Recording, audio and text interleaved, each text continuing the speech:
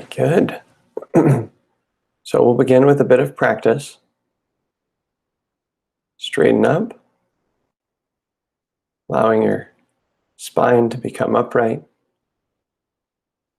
and settle in, allowing your body to relax.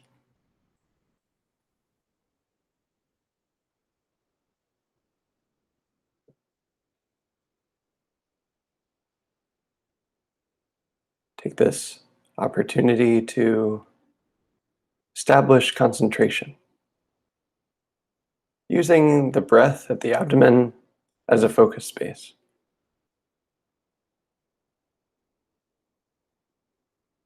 Bring your awareness to the breath and stay right there.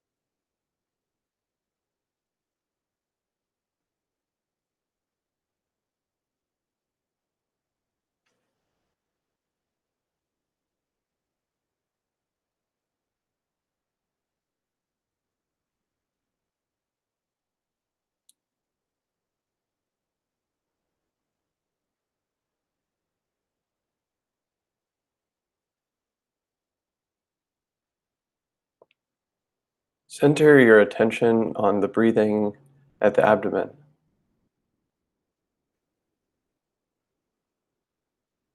And at the same time, maintain awareness of your whole body.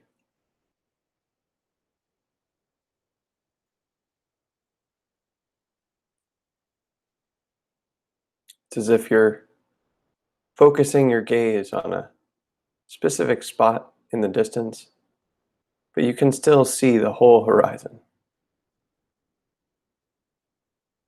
Focus on the abdominal area and the breathing sensations at that location while maintaining awareness of your whole body.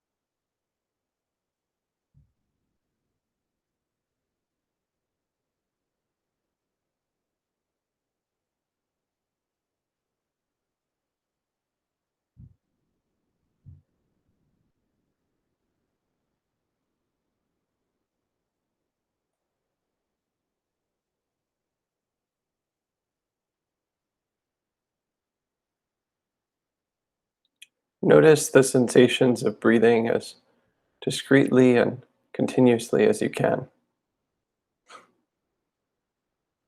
Notice each separate sensation and stay right on it.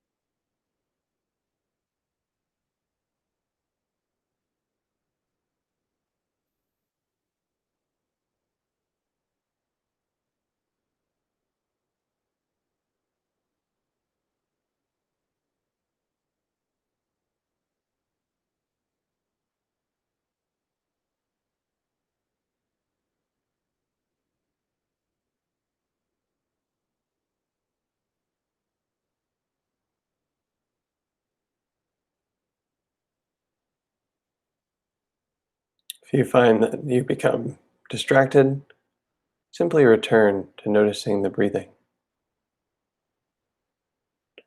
And if you find that you can stay with the breathing, then look for enjoyment in that.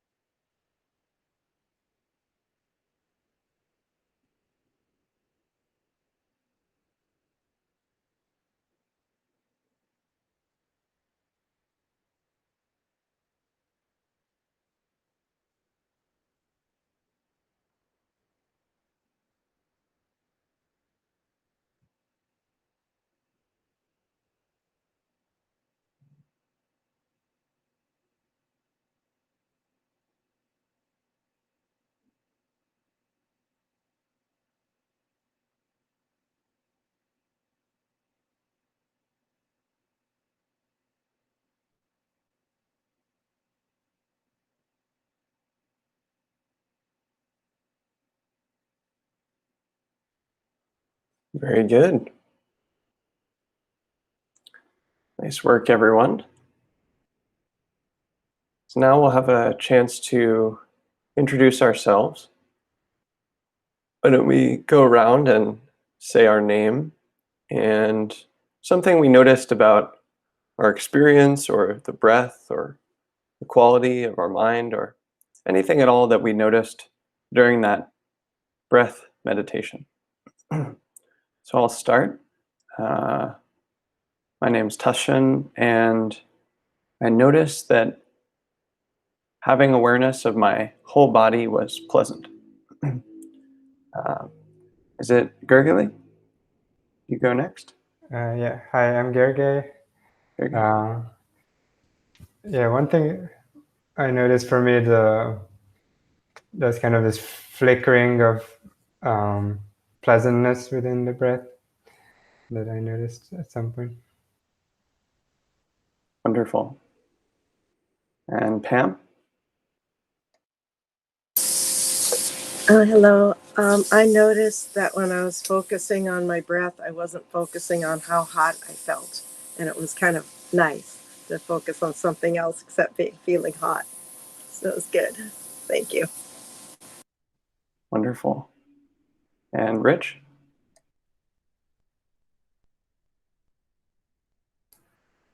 Yeah, hi, Rich from Akron, and I found the focus on the abdominal breath very reassuring.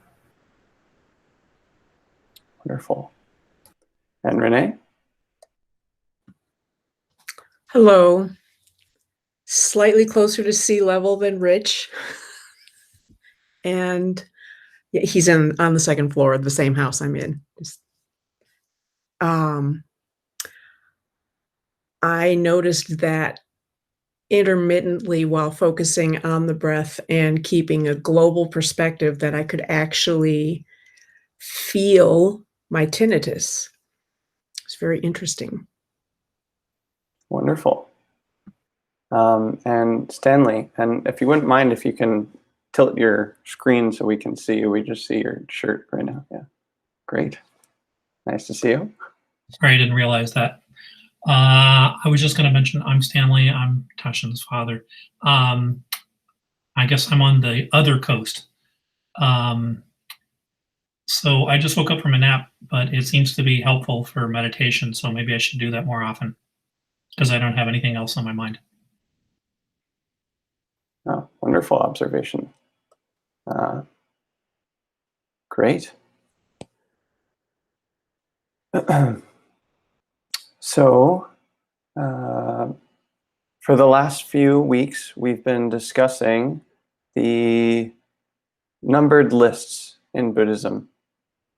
The many numbered lists in Buddhism. There are many more than we'll get to in this series.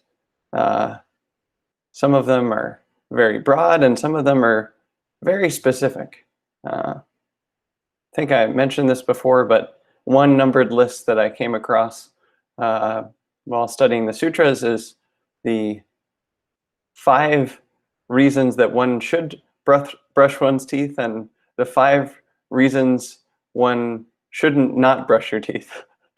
The Buddha was very pro-dental hygiene 2,500 years ago. And this made its way into the Pali Canon, something that was passed down, these 5 reasons for brushing your teeth and 5 reasons against not brushing your teeth. Very specific list. And there are others like that that are very specific, and then there are very broad lists as well. So in the past, we've, for example, discussed the 4 Noble Truths. This is about suffering and the nature of suffering, that there is suffering. This is where Buddhism starts from. This is the basic axiom of Buddhist practice, that there is suffering, there is dissatisfactoriness, and also that it's possible to find the end of this suffering, that it's possible to come to the end of dissatisfactoriness. This is awakening or enlightenment. nibbana. This is the claim made by the Buddhist sutras that this escape from suffering is possible. And this sets the context for all of our work exploring Buddhism, knowing that there is suffering and that it's unacceptable. We want to find the end of it, both for ourselves to alleviate our own suffering, but also for others, knowing that others are suffering intensely and that this is no less and no more acceptable than our own suffering. Whoever is suffering, we wish to resolve it. And this is compassion. So we, of course, do this practice for ourselves to acknowledge and alleviate our own suffering, but we also, out of compassion, try to notice and resolve the suffering of others. This is the context in which we do our work. It's as if we notice we're hungry, and so that's why we cook something. We take time to cook a meal because we're hungry. We want to feed ourselves, so we chop the vegetables and boil the water and so on, so that we can make a meal and alleviate our hunger. In the same way, we have a purpose with our meditation practice, with our spiritual practice, with our exploration of Buddhism. We see clearly that we have suffering and that we would like to resolve it. To the extent that we acknowledge suffering, then all of these Buddhist lists and Buddhist sutras make sense because they provide a path out of suffering. They provide us a way out. And to the extent that we do not acknowledge suffering, then it may not make so much sense. It may not be for us. But if we take this claim seriously, that there is suffering and also an end of suffering, then we listen closely. We pay attention. We want to learn about these teachings that claim to provide a way out. So it's in this context that we took a look last week at the threefold training, the 3 trainings. The claim is that Buddhism has 3 separate but mutually supportive trainings: morality or ethics, concentration, and insight or wisdom. These are distinct practices with different techniques, different assumptions, different goals, and yet they're also mutually supportive. And this is what we discussed last week. There are different lenses on practice, and we may even come to the practice for different reasons, motivated by one or the other. We might want to be a better person. We might want to have better concentration. We might want to have a deeper understanding of the truths about our experience in the universe. All of this is good, and yet if we go for one of those things, then in this practice, we'll find the other benefits as well. If we make improvements in our character, it'll be easier to concentrate and find deep, liberative insight. If we improve our concentration, it will be easier to make ethical behavioral change and to find this deep insight. As we see ourselves and the universe more and more clearly, it'll be easier to make ethical behavior changes and to concentrate. These are mutually supportive, distinct, but mutually supportive. So it's within this larger context that there is suffering, there's an end to suffering, and that there's 3 trainings that we undertake to find that end of suffering: morality, concentration, and wisdom, that we take a closer look at ethics and behavior. We don't improve our behavior or investigate ethical change simply because someone else told us to do so, simply because we have received arbitrary rules from our culture. Instead, we ourselves notice there is suffering, and we ourselves seek to resolve it. And from that place, we investigate whether improving our ethics, our moral conduct, can help us in that endeavor. We are motivated to make behavioral change for our own benefit so that we can resolve suffering, not because someone else told us to be a certain way or to follow a certain rule just because they said so, but instead because we ourselves wish to find the end of suffering. It's a very different take than we might otherwise be exposed to when we encounter ethical rules. Most of us are introduced to ethical rules in our childhood, in the context of the culture that we grow up. We're told, do things this way, don't do things that way. And we have to accept the authority of our parents and the civilization that we grew up in order to continue to participate in that community.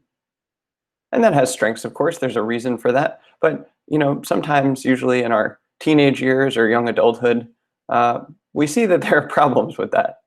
Sometimes the things that adults tell us to do, that our society tells us to do, don't make sense. And so we start to question, is this ethical behavior really ethical after all? Is this really what I should be doing just because my parents told me so, just because my society told me so? And I know for myself, it was easy to throw the baby out with the bathwater. It's easy to go in the opposite direction and just throw away all of the accumulated wisdom of our society and say, no, I'm going to do it differently. I'm going to do it my way because I don't want to do what you tell me to, because this is not trustworthy. It seems many people go through this kind of a process of receiving certain ethical codes, receiving a cultural context, and then rebelling against it. Pretty normal, not unusual in this respect, I think. But eventually, we come to see that ethics, morality, behavior matter, and we seek to establish our own sense of how to act appropriately in the world, not because someone told us to, but because we are ourselves motivated to improve our behavior, to support a context of spiritual practice. So today, for example, we'll discuss various specific ethical codes of conduct that have been passed down to us through the Buddhist tradition. And these aren't rules that I, as some authority, am telling you to take up. These are helpful pieces of advice that we have received, that it's claimed these can help you in your own spiritual practice. And it's from that place that you might wish to investigate whether you want to take them up. Not because I told you to, but because it's claimed that these are helpful for practice, for spiritual growth, for your benefit and the benefit of others. So not because I or a book or some teacher told you to do them, but because you heard about them and investigated them for yourselves and perhaps decide, yes, this is something that would benefit me and others if I followed this rule, if I tried to live my life according to this teaching. That's the absolute best place to take up ethical codes from, is from a clarity that this is of benefit. Not because we feel forced or manipulated to do something, but because we see for ourselves, this would be good. My life will be better for doing this. Other people's lives will be better if I do this. Out of compassion, I will follow this rule. It may not be what I like, it may not be what I want, but I see that ultimately it's of benefit for me to follow this rule. In a previous session, we discussed a very broad ethical code of conduct that Buddhism handed down. Very broad. These are the 3 pure precepts. This is different than what we'll discuss today, the 5 ethical precepts. The 3 pure precepts are very broad. These are the absolute broadest possible ethical rules that you could follow, which means they're not very specific. They're not very specific. They're very broad. So, for example, the first pure precept is that you shouldn't do bad things. Almost tautological. Don't do bad things. The second is to do good things. Don't do bad things and do good things. And we may not be completely clear about what's bad and what's good, and so to that end, we clarify our minds. We purify our minds. This is the third pure precept, to clarify, purify the mind. Of course, that has an ethical benefit, that it becomes easier to discern with integrity what is bad and what is good so that we can see that for ourselves from a mind of clarity, purity. But it also makes it easier to fully realize the teachings of the Buddhas, that it is possible to awaken. You need a clear, pure, and bright mind to awaken. So this has these two benefits. But of course, these 3 pure precepts, which sound so good, don't do bad things, do good things, and clarify your mind. All that sounds reasonable enough. It's not very specific. We ourselves may have a sense of bad things that we're currently doing that we shouldn't be doing, so we stop doing those things. We ourselves may have a sense of good things that we could be doing, but we're not yet doing. And so we start doing those things. And we meditate. We clarify our minds. We take time to do a technique, for example. And from that place, we clarify our minds. But all of that is very broad. It's not very particular. And ethical codes can get very specific, and it can be useful to make them very specific. To have various discrete, specific rules about very specific areas of our life. How do I eat? How do I conduct myself in business? How do I relate to such and such a kind of person? How do I exercise this deep compassion in very specific situations? Of course, we know rules only go so far. There are clear problems associated with having rules. And so we balance having flexibility and integrity, using our own judgment, and having clear guidelines that help us avoid certain known problems.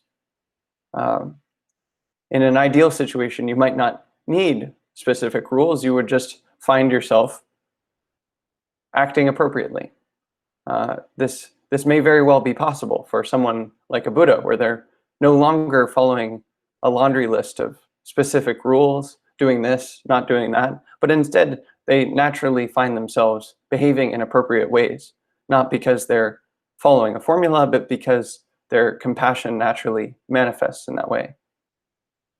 But for the rest of us, until we get to that point, it can be helpful to have guidelines, to know I shouldn't do this and I should do that.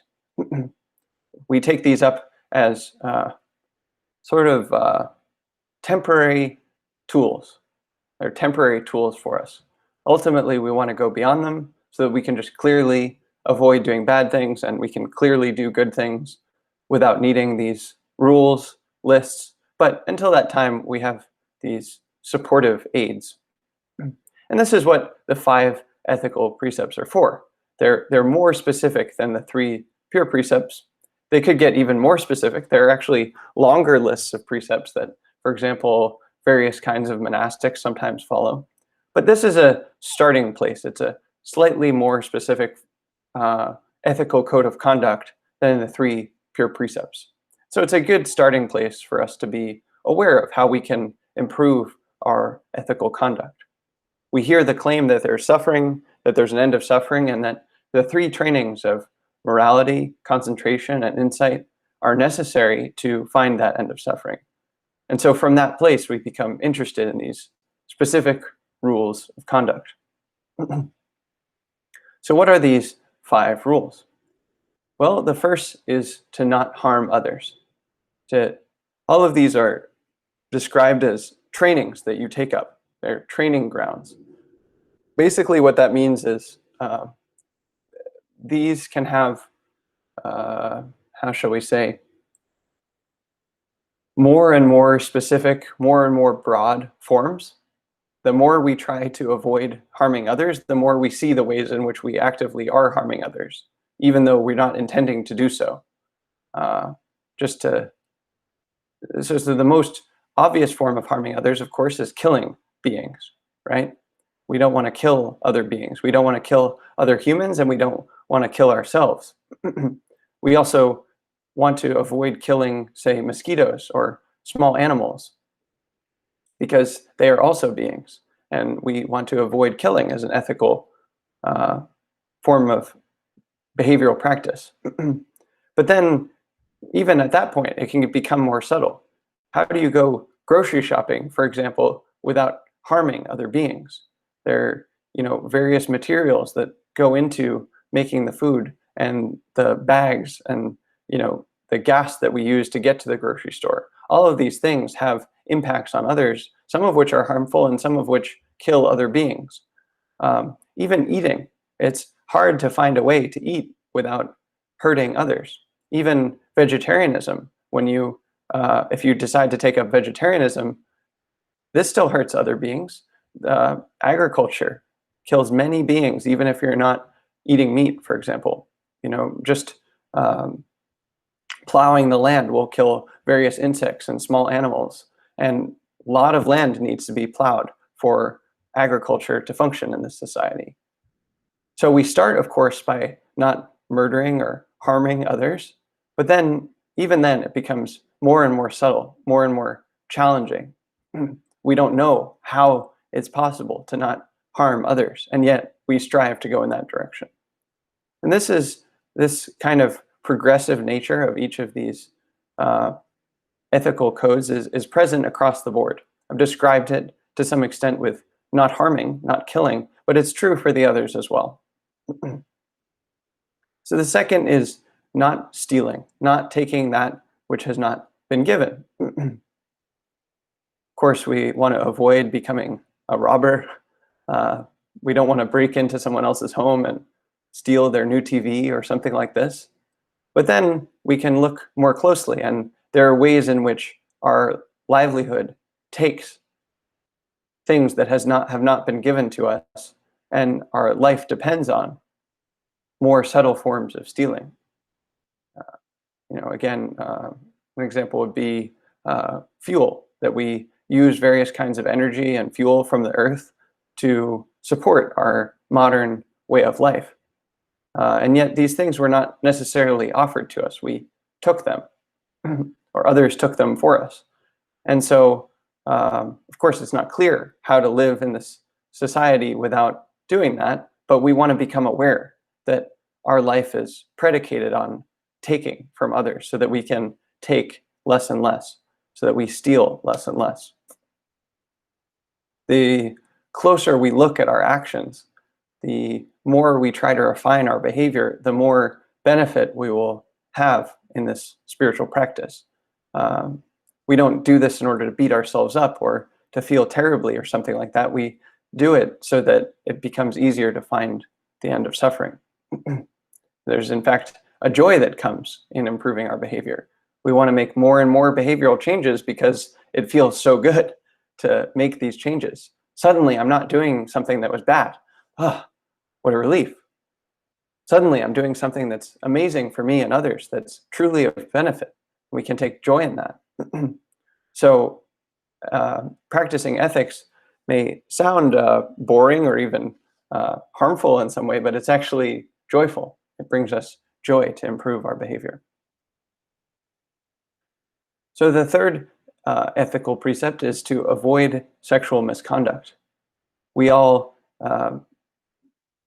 being humans, being animals, we have sexual organs that can interact with other people, and we can do that in ways that harm others, and we can do that in ways that bring joy to ourselves and others, and we want to avoid harming other people with our sexuality. This also becomes more and more detailed.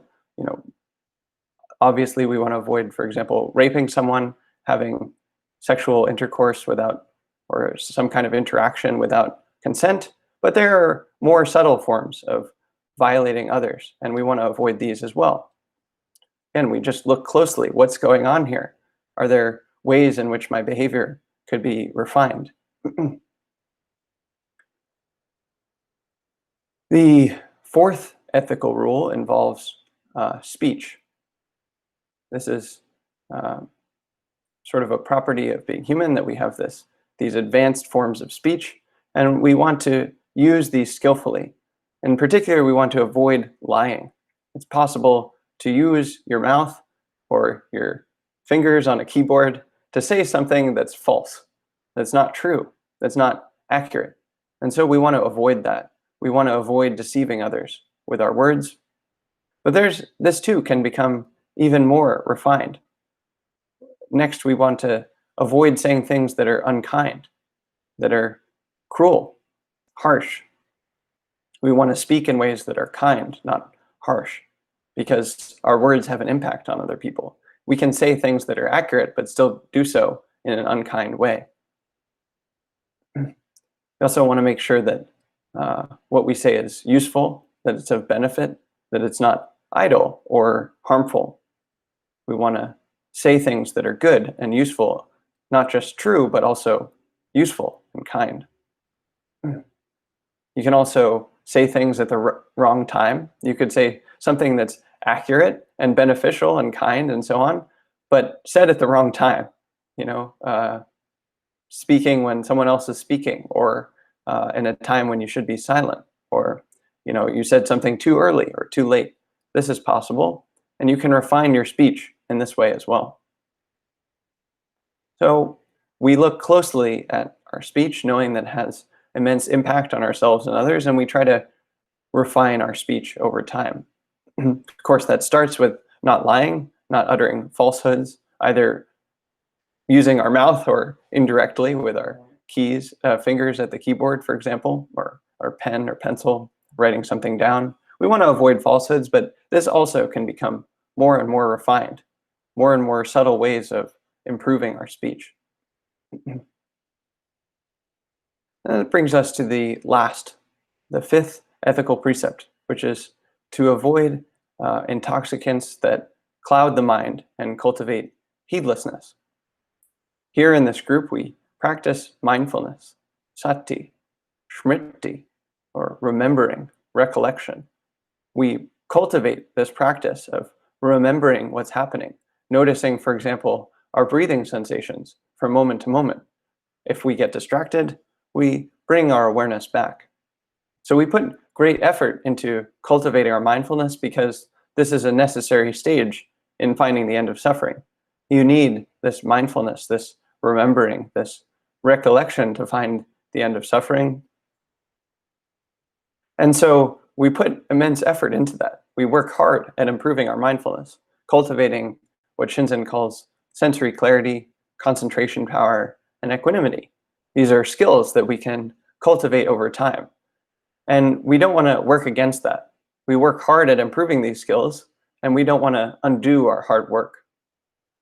So various intoxicants like drugs and alcohol, even other things that are addictive, can undo the hard work that we put in our lives to cultivating mindfulness. Things like alcohol and drugs make you confused. They decrease the mindfulness that you have. This in Buddhism is called heedlessness. It's the opposite of mindfulness. It's being distracted, confused, deluded, not seeing clearly. Maybe you know this for yourself if you've tried drugs or alcohol. They can confuse the mind and make you unstable. Of course, different drugs and alcohol have forms of intoxicants have different effects, but in general, they tend to cloud the mind and cultivate heedlessness, where instead we would like to cultivate heedfulness or mindfulness. We, as spiritual practitioners, work hard at building our mindfulness, and so the claim is made. These intoxicants cloud our mind instead of clearing it, and so we don't want to undo that hard work. Reminds me actually of, for some time I was trying to gain some weight, put on some muscle, cultivate strength. And at the same time, I really enjoyed long distance running and swimming.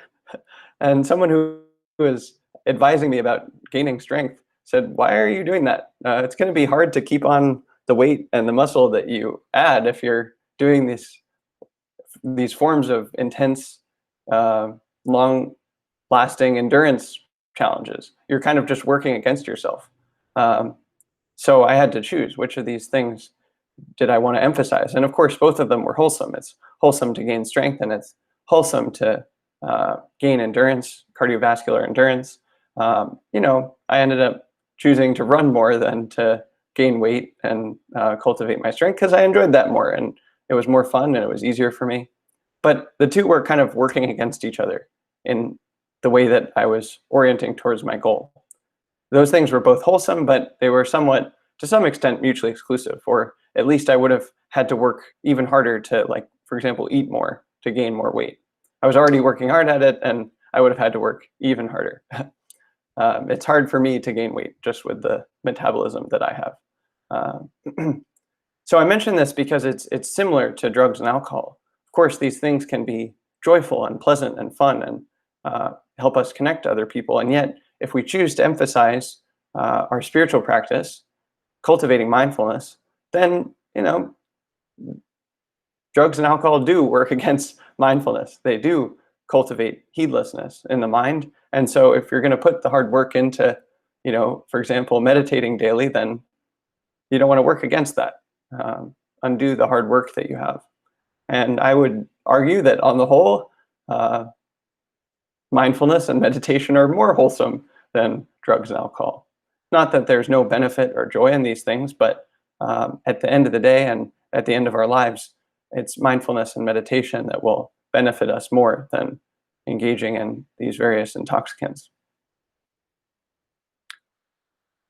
So, knowing that each of these things are challenging, that they're progressive, that they deepen, we take up the training of avoiding killing, harming others. We take up the training avoiding taking what has not been given, stealing. We avoid sexual misconduct. We avoid false speech and other forms of speech that hurt others. And we avoid intoxicants that cloud the mind. Of course, this is not sufficient. There is more work to be done. These are just simply ground rules for what to avoid. And yet we still have to act and behave. And we can do so in ways that are skillful or unskillful, that are not described by those rules, that are not constrained by those rules. And yet these rules form a starting point that set us up for success with our behavior, with our actions, our ethical codes. So they're a good starting place. Of course, we try to avoid doing bad things. We do good things. We work to purify our mind. The 3 pure precepts are still in effect.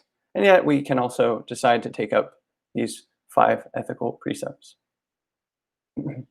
So you might consider reflecting on these 5 rules. You might want to memorize them, for example, and see if there's a specific way that you can implement them more fully in your life. We can always implement them more fully. You can always improve your behavior. And so perhaps there's some change you'd like to make to improve your life. Maybe you subtly notice that you've been speaking falsely in a way that you hadn't noticed before. Not because you intended to or wanted to harm anyone, but there's an opportunity to improve there. Maybe you'd like to decide to try to not drink alcohol for a month, for example, just to see what it's like. Wouldn't be so bad, just a month. Maybe there's a way that you've been hurting other people that you'd like to stop doing that. Not because you are a bad person, but you realized my behavior could be improved. I want to make a change. We are constantly trying to improve our behavior in the spiritual path, constantly trying to make various improvements, stopping doing bad things, starting doing good things. And the 5 ethical precepts form a very specific starting place for that. Very good. So in a moment, we'll have a chance to practice actually both morality and concentration. We'll do a technique called mindful review, which helps us to learn to concentrate through improving our behavior. We'll get a chance to do this technique. And then, of course, we'll do a further concentration exercise. But before we get started, let's just take a moment to stretch our bodies, and we'll return in about 3 minutes to do some practice together.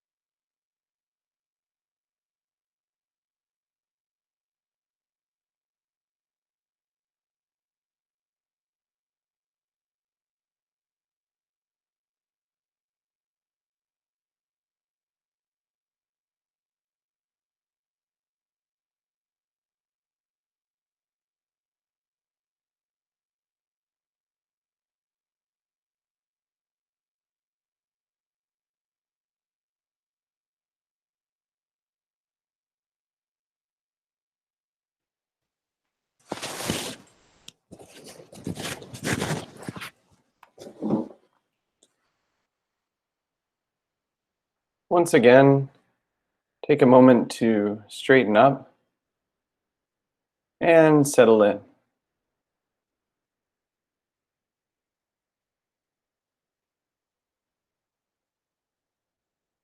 Establish an upright posture, whatever position you find yourself in.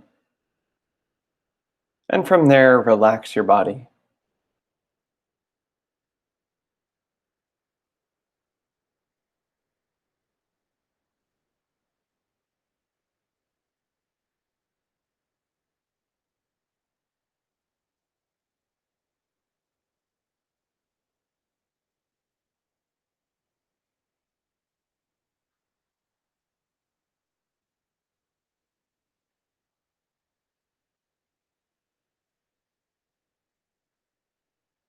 Use this upright, relaxed posture as the basis for concentration. Allow your body to support yourself and your meditation practice.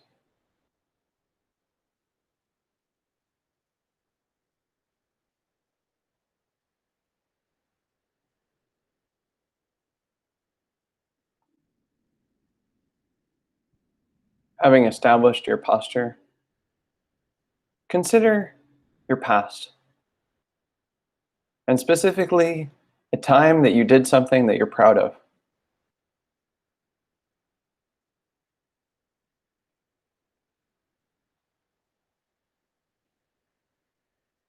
At some point in your life, probably done something that you're proud of, something where you behaved in a way that was excellent, commendable.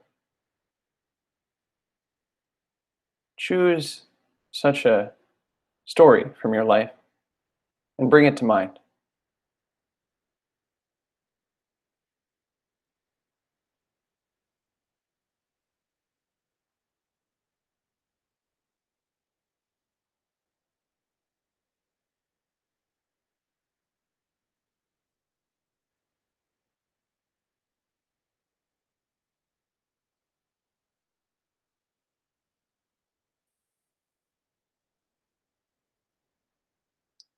Once you've chosen this episode from your life, visualize it as clearly as you can.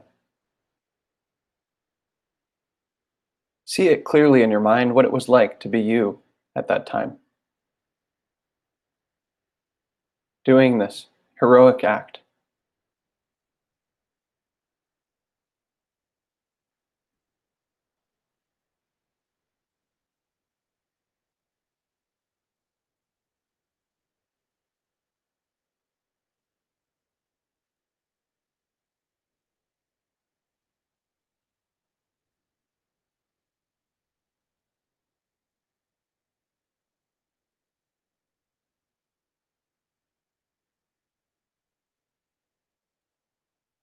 See it in as much detail as you can possibly summon.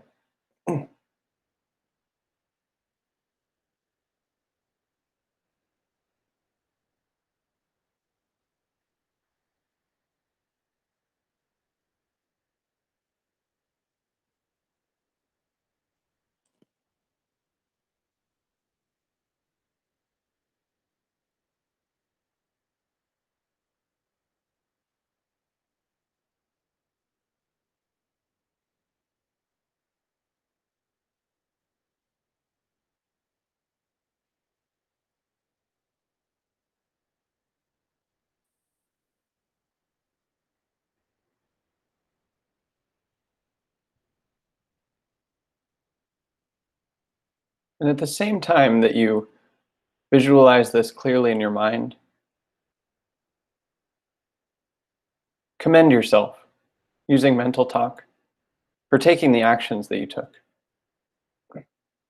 Something like, wow, I did such a great job. I really helped that person. So proud of you. Different kinds of speech will work differently for different people, so feel free to be creative.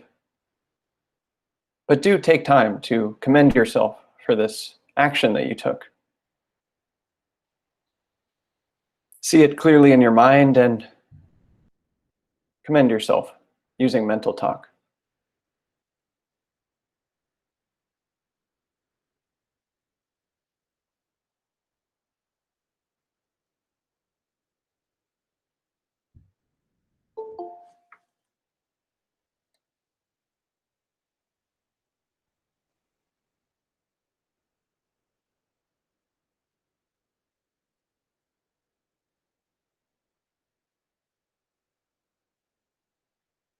It's as if there's a video camera on you and you're the hero of this particular episode of your life. Camera is zooming in on you and this specific act that you did that you're proud of. See it clearly in your mind and narrate it. I did such a great job. Really helped that person. Of course, it has to be authentic to you and the situation. But see it clearly in your mind and narrate it, commending yourself for the good work that you did.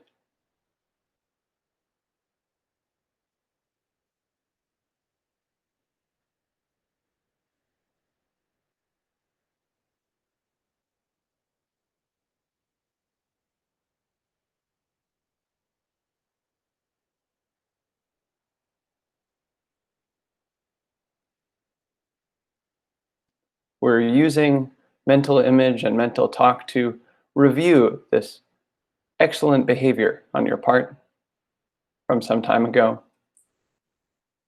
As you do that, notice if there's any impact on your emotional body. Perhaps a smile or a feeling of warmth in your heart, sense of energy bubbling up. If anything like that happens, notice your body feeling good and enjoy that.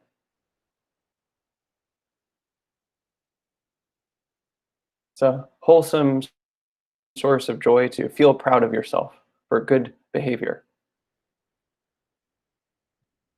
Savor that.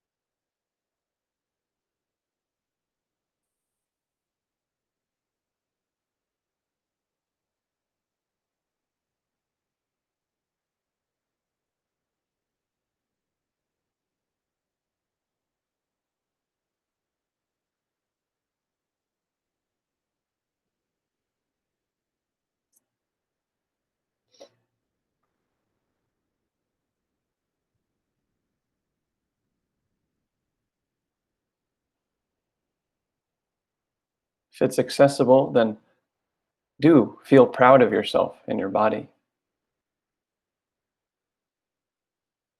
Use your emotional body to reward yourself for your good behavior.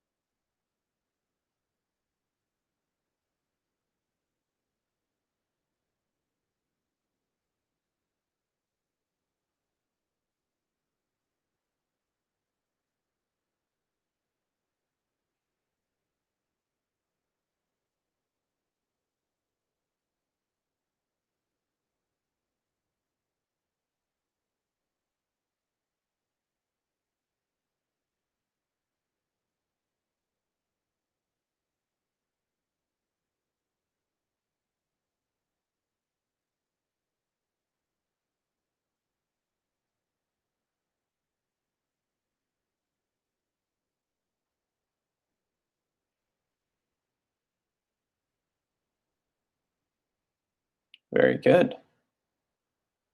Now, bring to mind something that you've done in your life that you're not so proud of. A mistake you made or a choice you made that hurt someone else or yourself. Bring that to mind. Visualize it as clearly as you can, seeing the exact moment with clarity to the best of your ability.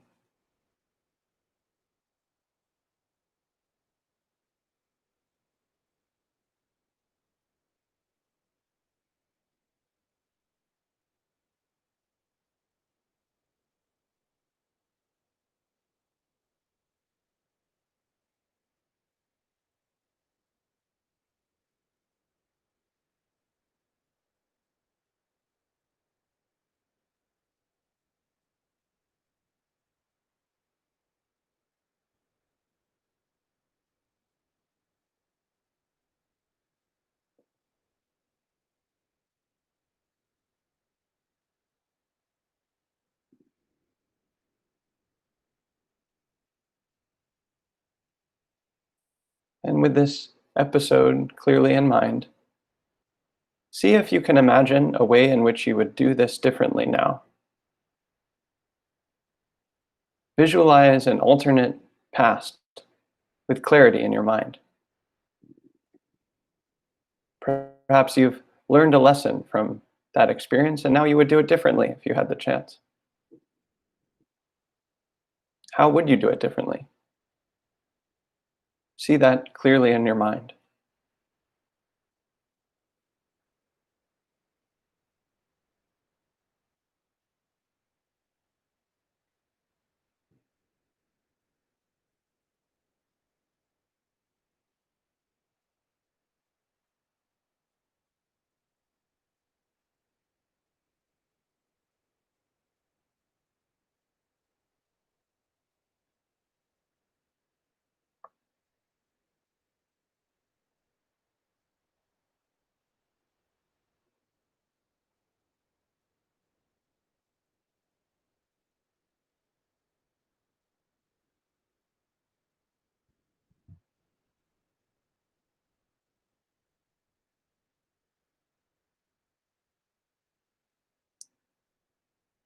We're using mental image to see a different past.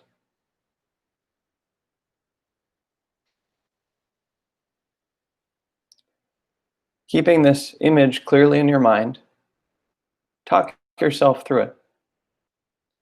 Use mental talk to describe how you would act differently.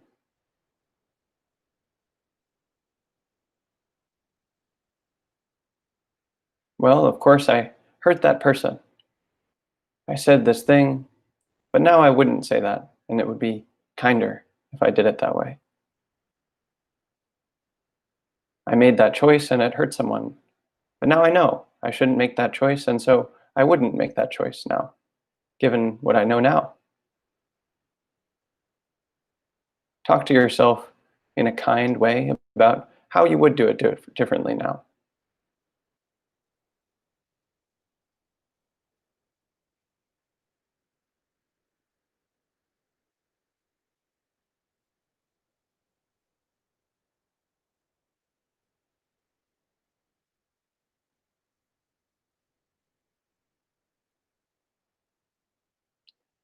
See this alternate past in your mind and talk yourself through it in a kind way that's loving to yourself. Well, I made a mistake, but I'd do it differently now. I would be kinder. That's because I'm a kind person. I really do care about that person. I would do it differently. Of course, it'll be different for you and your situation, but try to speak kindly to yourself about how you would do it differently.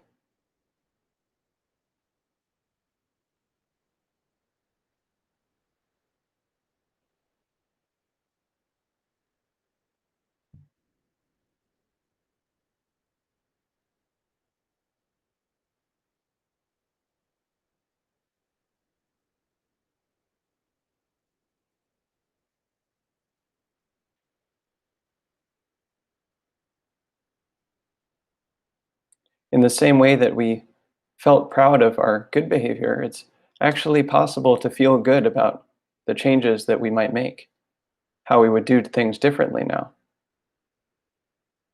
If that's available for you, enjoy that.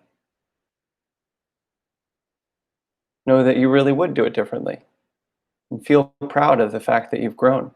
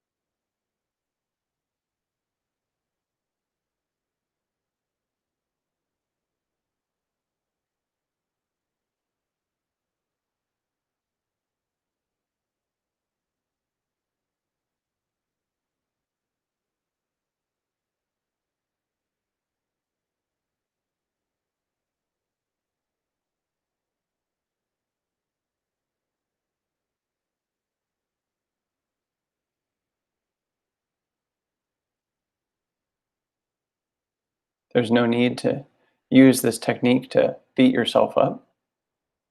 You would do it differently now, based on what you've learned. And that's something worth celebrating. See if you can connect to that in your body and feel good about the fact that you've grown, that you've changed, that you've learned something. Use it to celebrate yourself.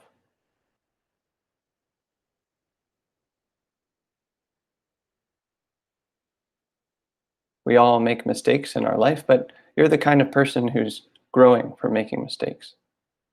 And that's worth celebrating.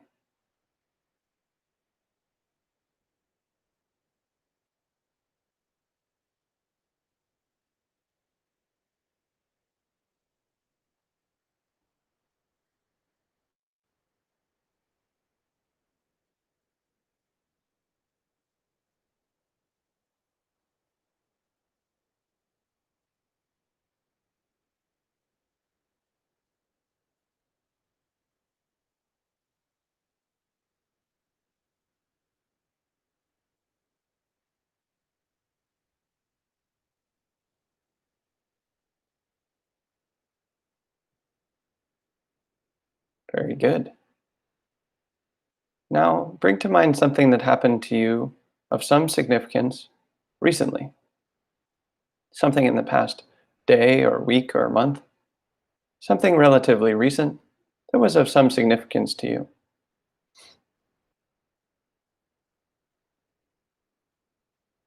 Perhaps it's something you're proud of that you did well. Perhaps it's something that you did that you're not so proud of. Maybe even you're not clear about whether it was good conduct or not. Bring a recent episode of some significance to mind and visualize it clearly in your mind.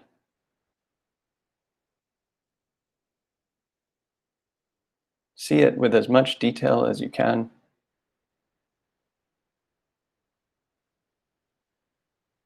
Using mental image to bring it to life.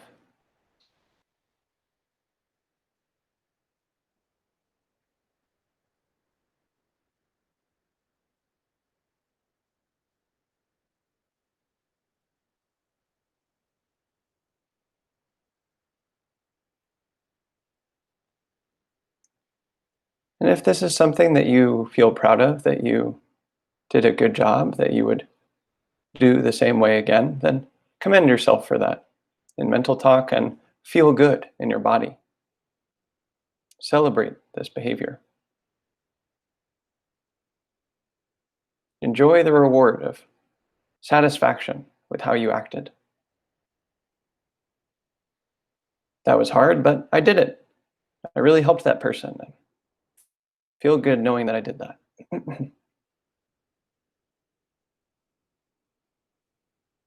And if it turns out that you're not so proud of what you did, if you would do it differently, then Visualize that clearly in your mind. See how you would go through the same situation differently. And talk yourself through it. Well, I said an unkind word, but now I know. I wouldn't say that thing to that person. And you can feel good about that.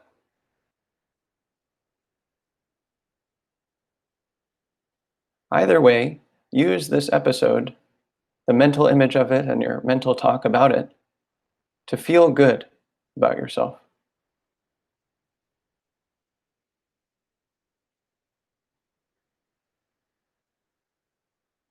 Review it so as to feel good, because you care.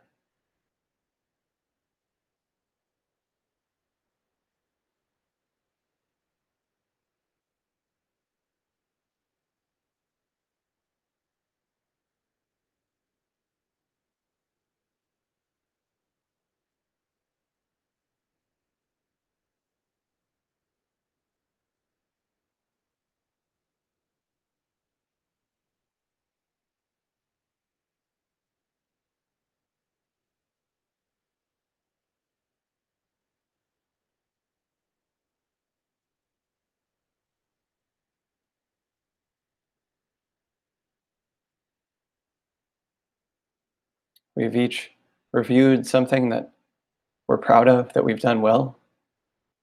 And we've each reviewed something that we've learned from, that we do differently. And this is worth celebrating. Take time to celebrate that. Feel good in your body.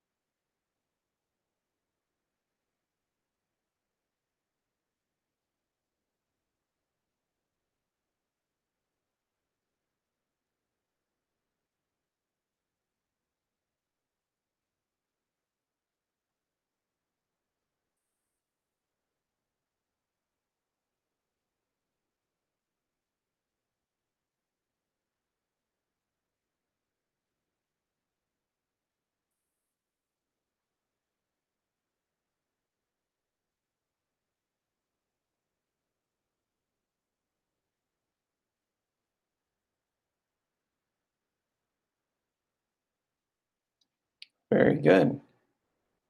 Now, set that aside and turn your awareness to the breathing at the abdomen.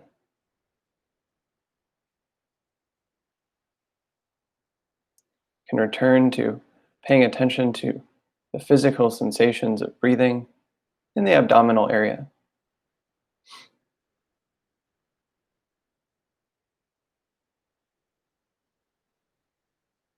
Attend to these sensations from moment to moment with as much clarity as you can.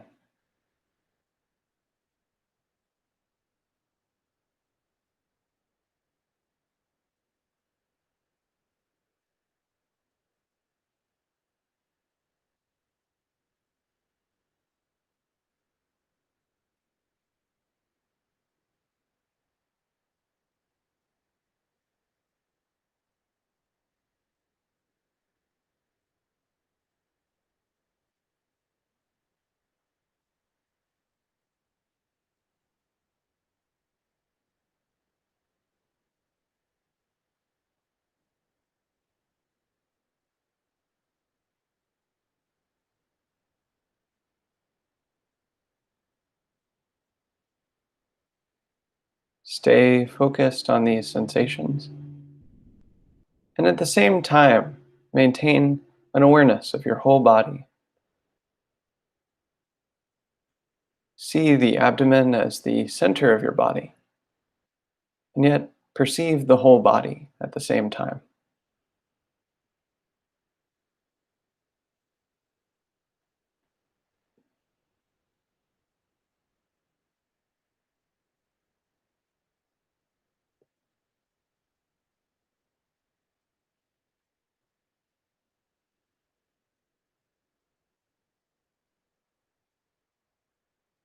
Stay with the sensations of breathing from moment to moment while maintaining a whole body awareness. If you become distracted, simply notice that and gently return. And if you find that you're able to stay with the sensations of breathing, then notice any enjoyment of that concentration. In any case, stay with the sensations of breathing.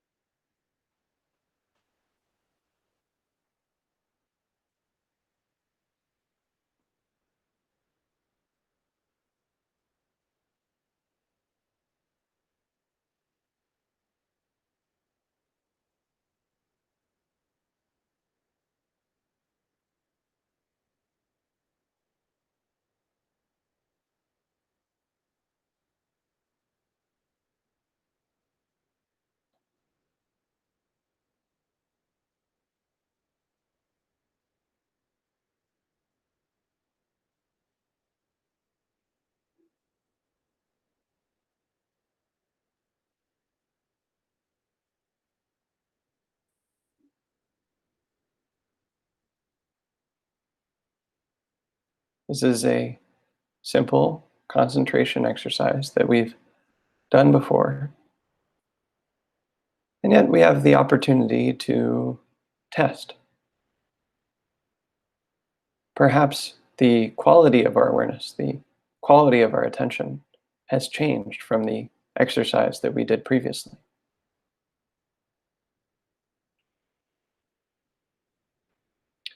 Notice if it's easier or harder to concentrate as you try to stay with the sensations of breathing.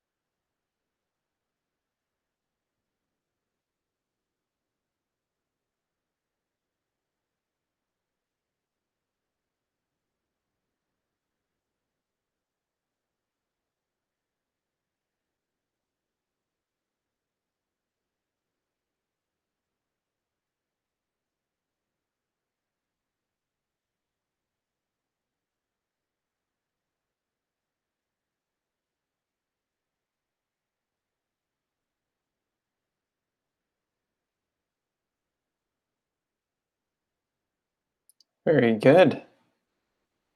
Excellent work, everyone. Did some challenging practice today. So thank you for your good work. This is a time to share with the community. You can share a report about what that was like for you, this practice.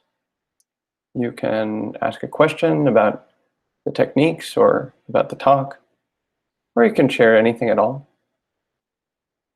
This is your time.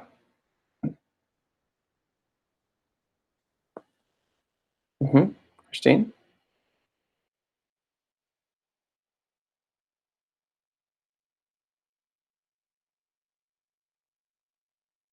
I think you're muted still, Christine.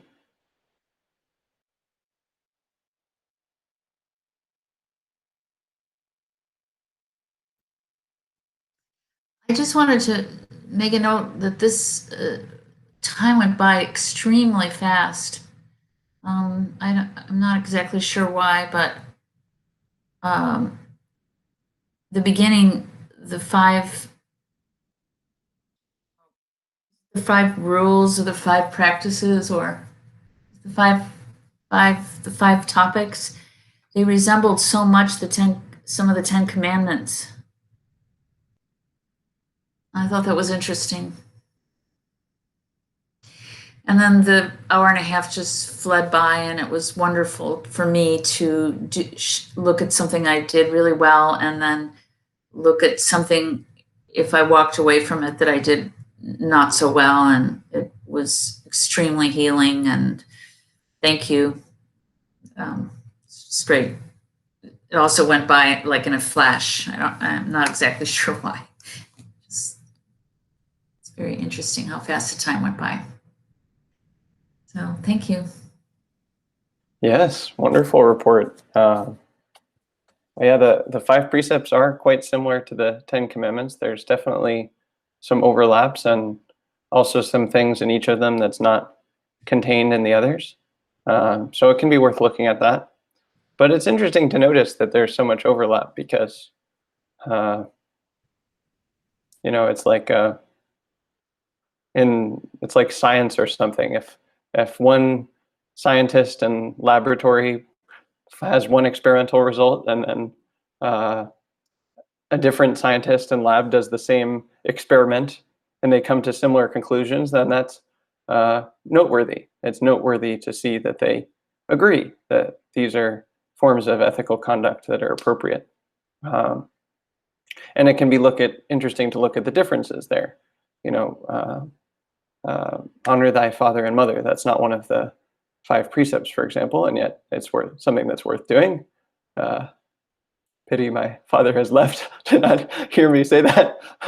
Good timing, Dad. In any case, it's worth honoring thy father and mother. And it can be worth looking at the other bits of distinction as well. And I'm glad that you experienced it as healing to review challenging past experience. The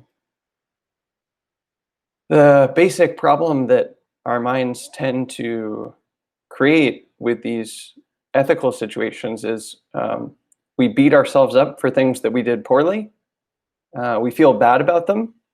And then we don't take time to celebrate the things that we did do well. We just kind of gloss over them.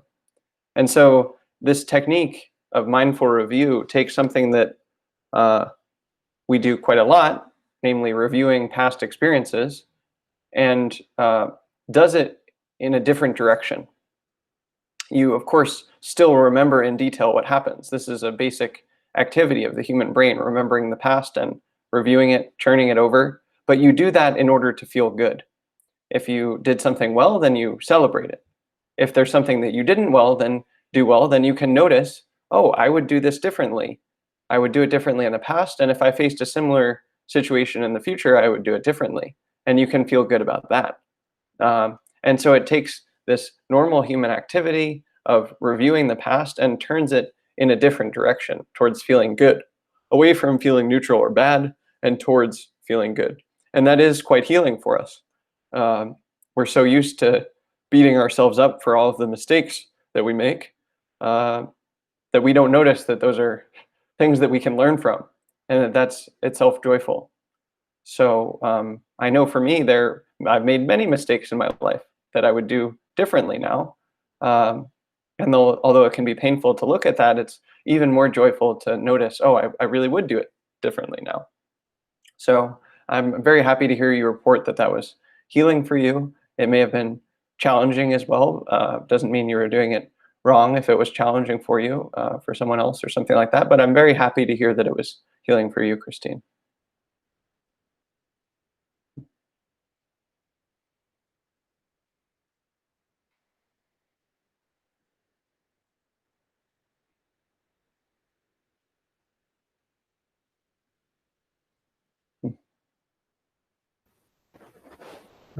I could go next. Mm-hmm. Yeah, I also appreciated this practice on reflecting on something good and something not good that we did. And yeah, I think it's a great approach to appreciate the fact that now we recognize that what we did was not good, and that to appreciate the value in that.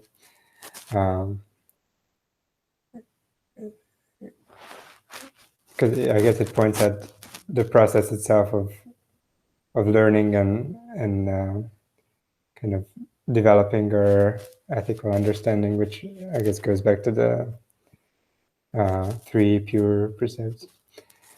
And the other thing I had to say, it's more of a practical thing, which I guess I've been running into, which what to do when at some point during the meditation, like you start developing some sort of discomfort, like your shoulder starts hurting. I've been having trouble dealing with that in a good way. Because I guess there's different approaches you could try to take. One is to to be aware of the discomfort, but still maintain your focus.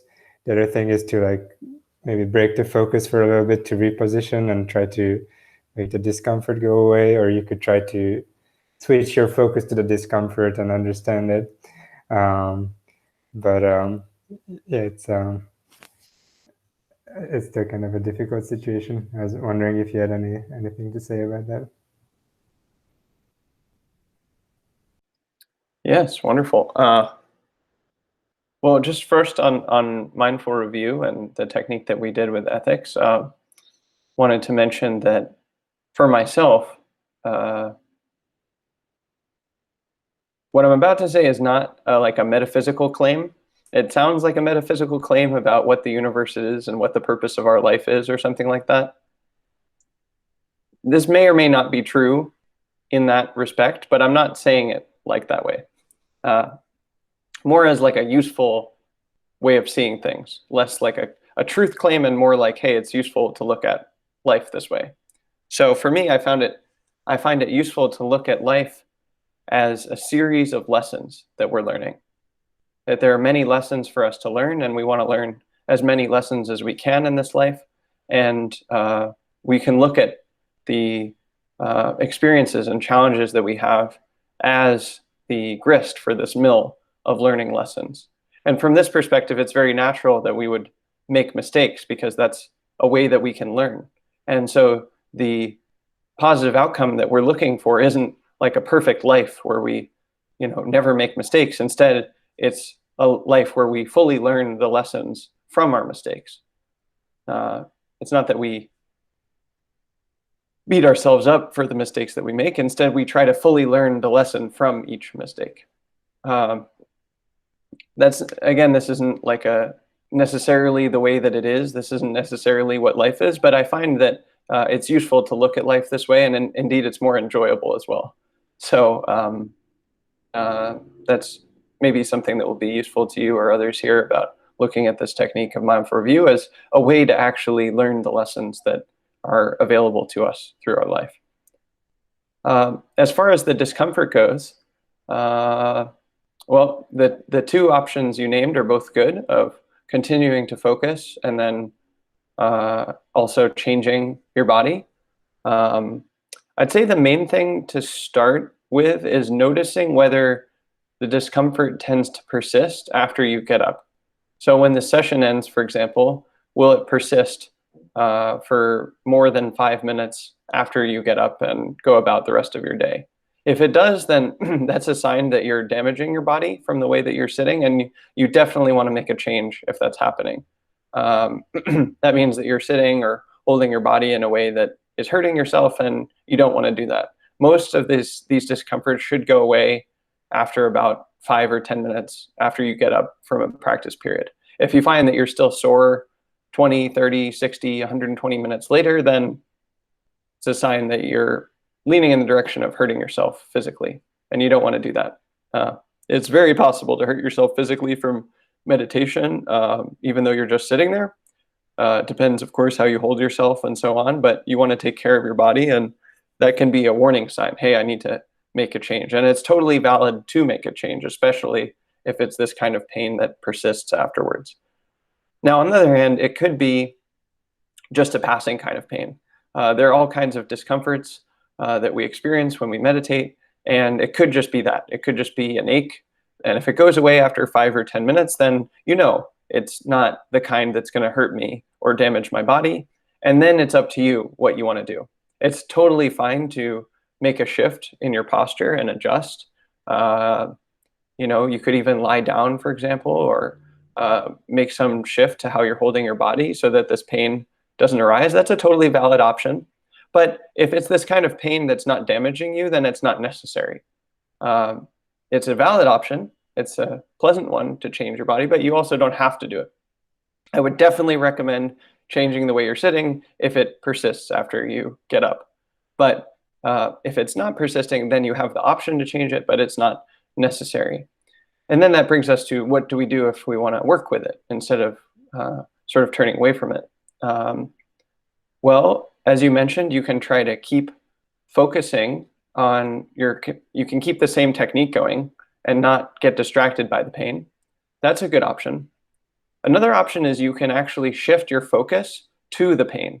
So even though you're changing your body, you can change the technique to work directly with the pain. One way of doing that is to notice discreetly what the actual sensations are of the pain and come to clearer and clearer understanding of what's happening. For example, in your shoulder or something like that, what exactly is this pain like right now? Have clarity of it. And so that would be shifting your awareness, but not your body. There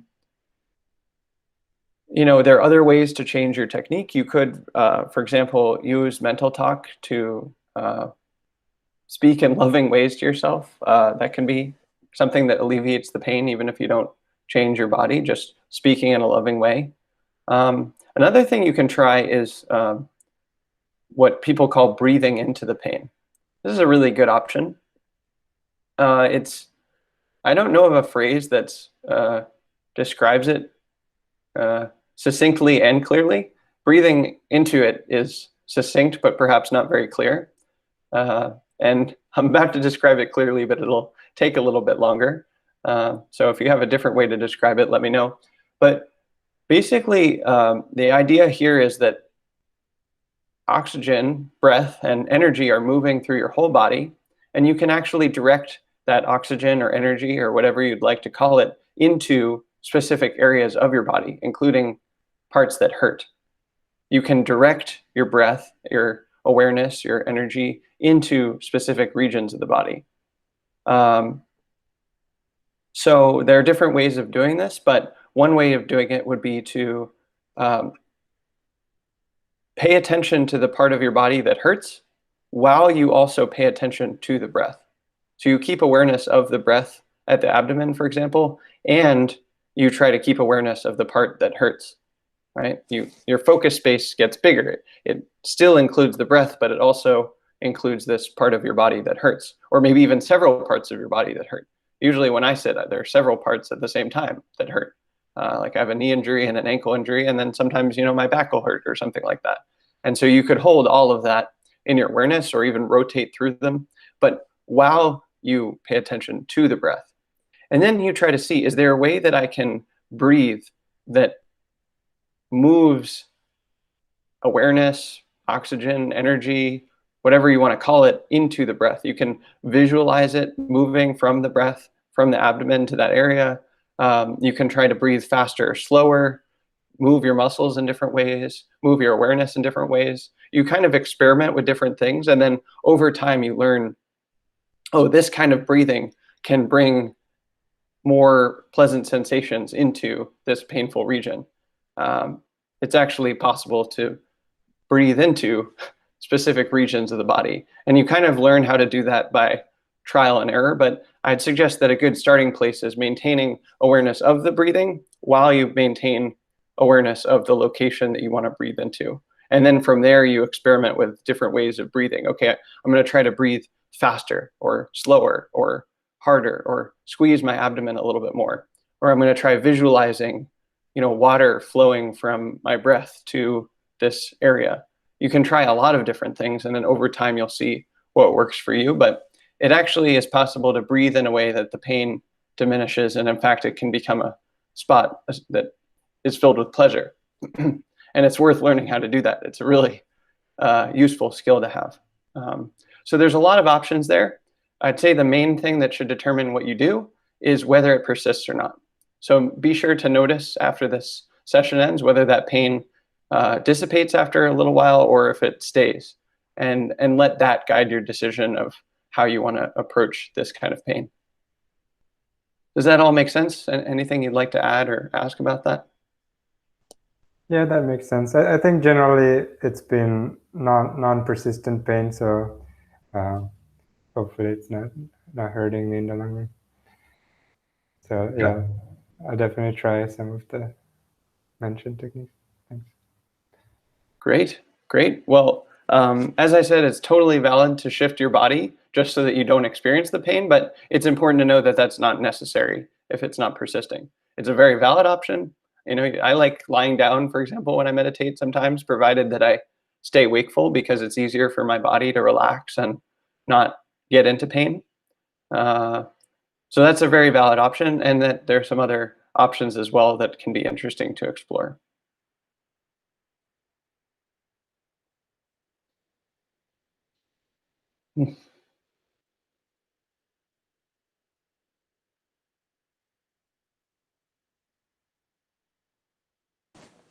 I'll share.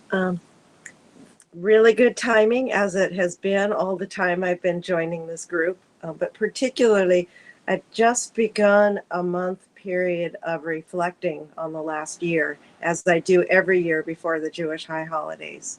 And this was great because I left it kind of open to what I was going to do this month. And this helped me to feel the poignancy of the things that where I've missed the mark and made mistakes. And so I'm looking forward to doing this more. I'm surprised at the emotionality that came up, and recognize that a lot of my difficulty concentrating goes towards the things I think I've done wrong. And sometimes I can even make celebrating the right things wrong. And that happened a few times too. And having the group meditation helped me stick more to what the instructions were. So I really appreciate it. And I appreciate that you're here, even though your group isn't, and that we're a small group, and that we get to do this week after week. I really do appreciate it. Thank you. A wonderful report, Pam, and I'm so happy that the timing was good. Very convenient, auspicious. So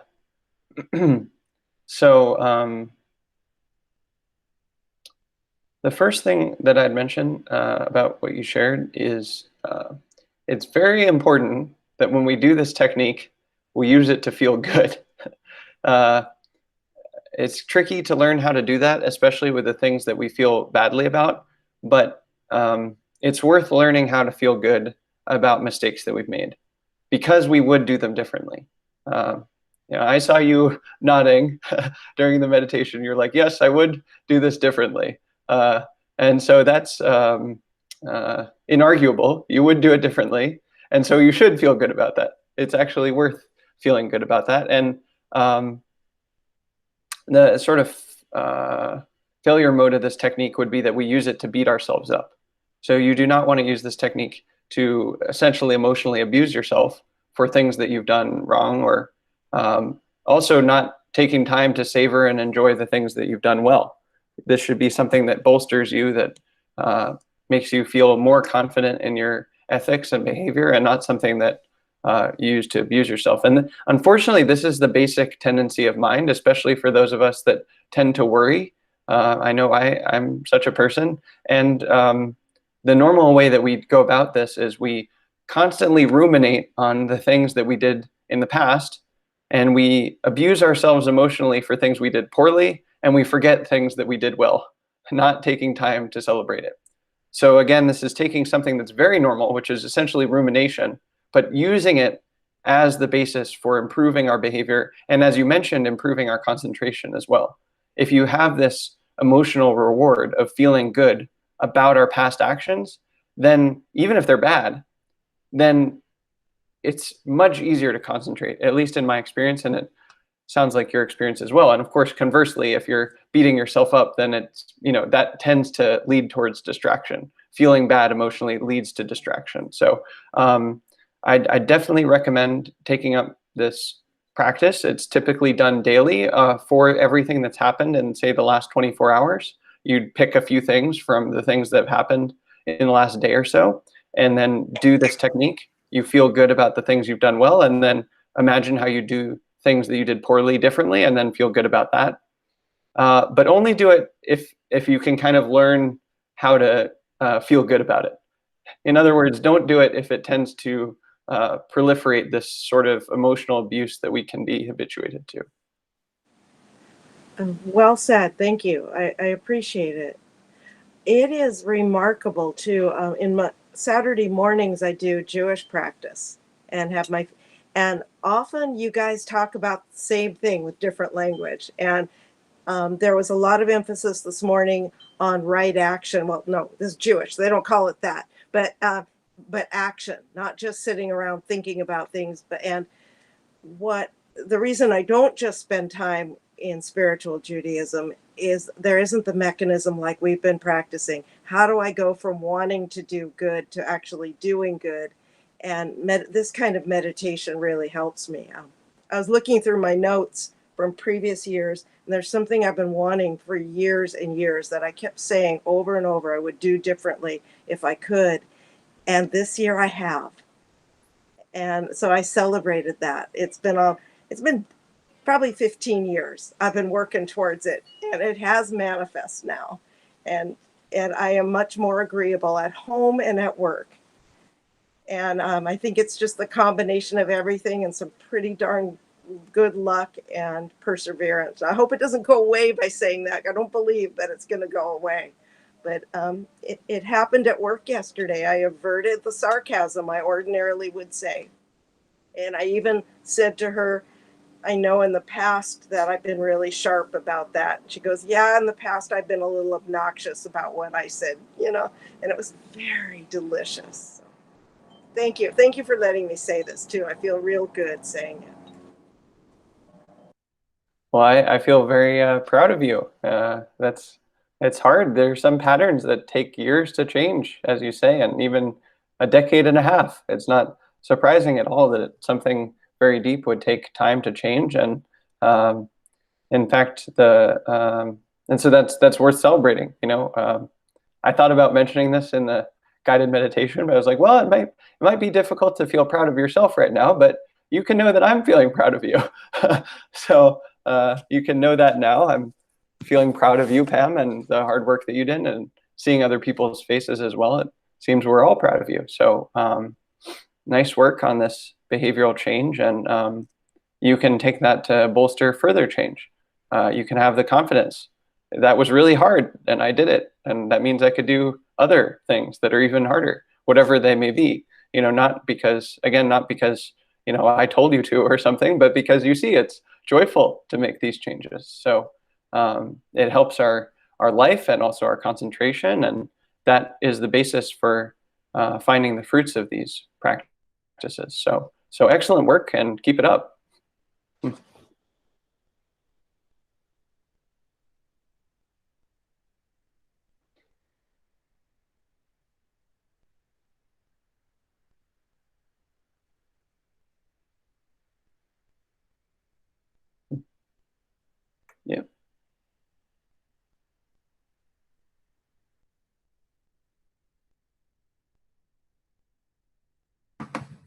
I'm in an office where if I turn the light on, it's so blaring that I'm just using the door light. So my presentation is a little dark.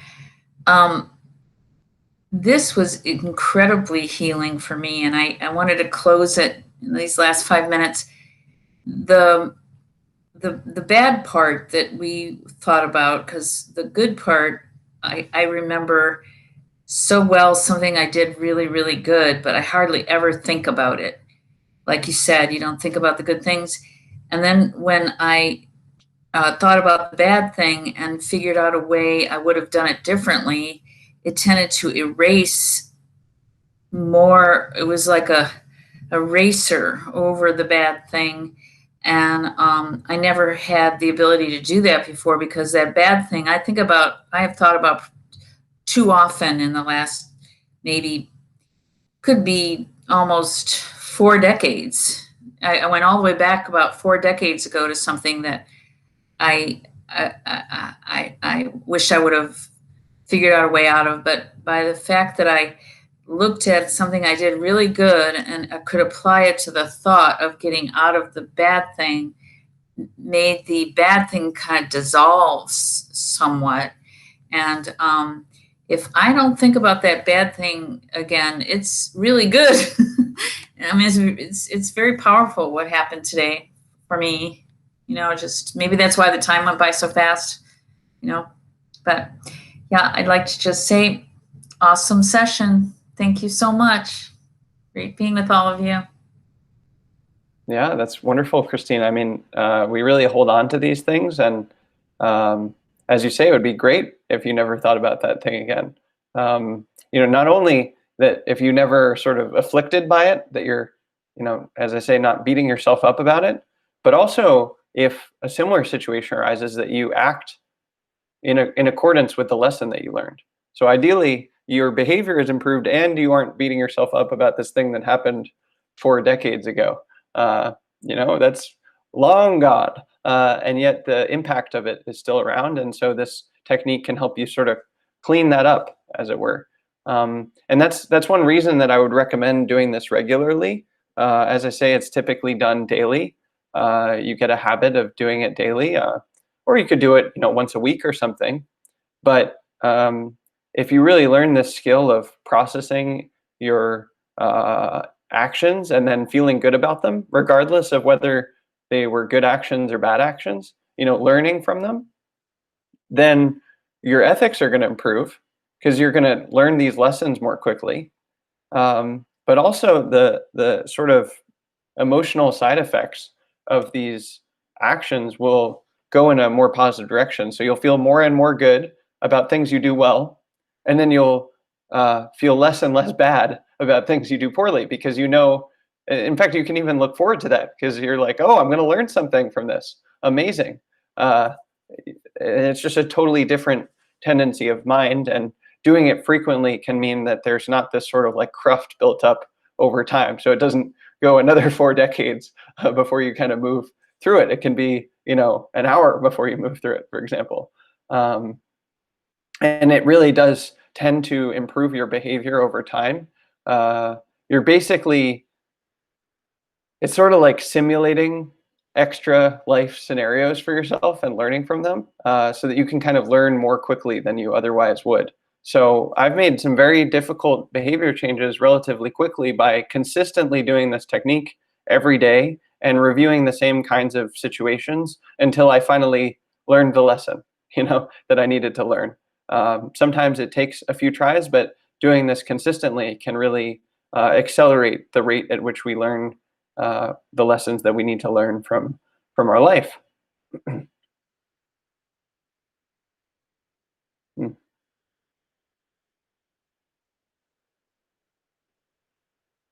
Excellent. Well, I enjoyed spending time with you all. And if you have any questions or comments, feel free to be in touch. And otherwise, I'll hope to see you all next Saturday. Okay.